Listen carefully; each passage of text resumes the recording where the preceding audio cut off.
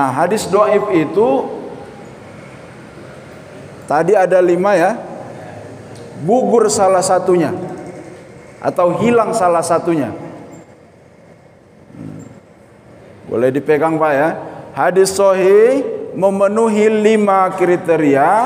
Hadis hasan dobitnya kurang dikit. Hadis dhaif hilang salah satu dari yang 5. Nah, itu minimalnya. Ambang batasnya itu hilang 1. Kalau hilang 2 apalagi? Hilang 3 komo gitu. Hilang semua ya palsu. Gitu. Jadi sudah bisa dibedakan ya Pak. Lalu kenapa penting sebetulnya ini hadis itu harus sahih? Apa pentingnya gitu? Pentingnya adalah hadis itu kan perkataan Rasulullah yang semua orang di dunia ini yang terutama umat Islam itu meyakininya. Lalu kalau kita mencoba-coba membuat hadis atas nama Rasulullah lalu keliru, ya tentu itu menyesatkan banyak orang.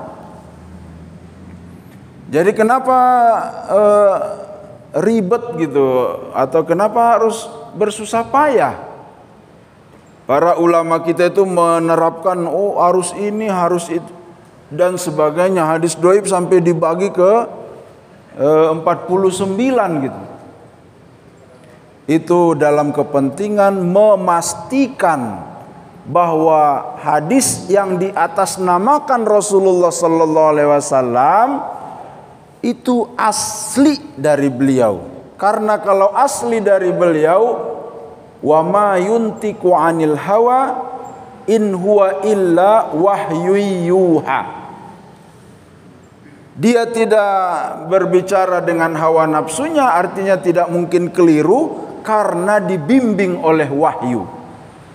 Kalau dibimbing oleh wahyu berarti pesan dan ilmunya serta informasinya dari Allah. Kalau dari Allah pasti kebaikan, pasti kemaslahatan. Tidak mungkin kepentingan gitu. Tidak mungkin kepentingan. Ya, makanya nanti jangan sampai tahun depan beredar hadis dhaif, hadis palsu ya, karena pemilu dan sebagainya. Nah, karena siapa, ini adik kata Rasulullah harus yang orangnya ke Arab-Araban atau apa dan sebagainya gitu ya. Itu bisa disetir gitu. Nah, kita udah belajar hadis dhaif, hadis hasan dan hadis ini itu bertentangan dengan hadis Rasulullah. Ya, la fadla, tidak ada kelebihan orang Arab terhadap orang Ajam, gitu. Illa taqwa, kecuali ketakwaannya. Jadi perbedaan kita dengan orang Arab hanya satu di mata Allah, yaitu ketakwaannya, gitu. Gitu Pak ya, bisa kepegang ya perbedaannya karena itu sangat krusial itu. Beda hadis sahih, hadis hasan dan hadis dhaif. Nah, kita masuk ke pembahasan berikutnya yaitu di situ ma'rifatul musnad. Nah, ma'rifatul musnad itu bukan hadis dhaif.